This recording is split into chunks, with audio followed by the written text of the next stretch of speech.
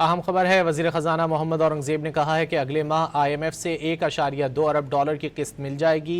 मई में $25 करोड़ मालियत का पांडा जारी किया जाएगा। मज़ीद जानेंगे डॉन न्यूज़ के नुमाइंदे ताहिर शिरानी से। ताहिर बताइए। जी, वज़ीर ख़ज़ाना मोहम्मद औरंगज़ेब ने थोड़ी देर पहले सहाफ़ियों से गुफ्तगू की है, जिसमें उन्होंने कहा कि जो IMF एग्जीक्यूटिव बोर्ड का इजलास है वो अगले महीने हो रहा है, जिसमें पाकिस्तान के लिए $1.20 करोड़ की जो अगली अक़सात हैं वो फराहम की जाएंगी। उन्होंने कहा कि मई के महीने में $25 करोड़ मालियत का पांडा बॉन्ड जारी किया जाएगा। अगले 2-3 वर्षों में मजीद यूरो और सकूक बॉन्ड जारी किए जाएंगे।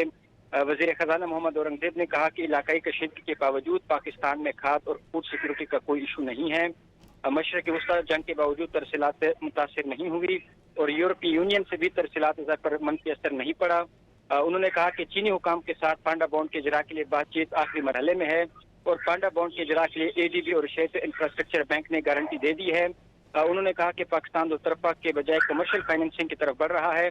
वज़ीर ख़ज़ाना ने यह भी कहा कि जो IMF का वक्त है वो जल्द पाकिस्तान आएगा, जिसमें जो बजट से मुताल्लिक मुज़ाकरात हैं वो किए जाएंगे। जी ताहिर, बहुत शुक्रिया इन तफसीलात के लिए।